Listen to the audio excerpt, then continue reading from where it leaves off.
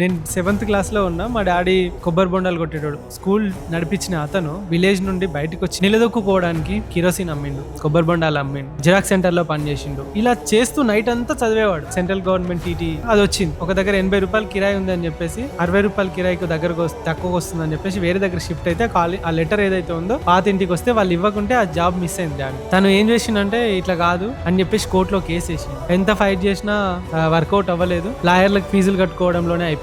అప్పుడు మా డాడీ ఏమైందంటే డిసైడ్ చేసుకున్నాడు ఏంటంటే ఇలా లాయర్ల ఫీజులు కడుతూ ఆ కేసులు ఒడవక తిప్పించుకొని ఎంతో మంది పేదవాళ్ళకి న్యాయం జరగట్లేదు, నేనెందుకు లాయర్ కాకూడదు అని చెప్పేసి నా 10th క్లాస్లో లా సెట్ రాసి యూనివర్సిటీలో సీట్ కొట్టి అట్లా లైఫ్ లీడ్ చేసి తను అడ్వకేట్ అయింది. నా కళ్ళ ముందు ఎన్నో కేసులు చూసిన. చాలా మంది ఇంటికి వచ్చేవాళ్ళు ఫీజు తీసుకోవడం పక్క పెడితే ఛార్జీలకు డబ్బులు ఇచ్చి పంపిస్తారు.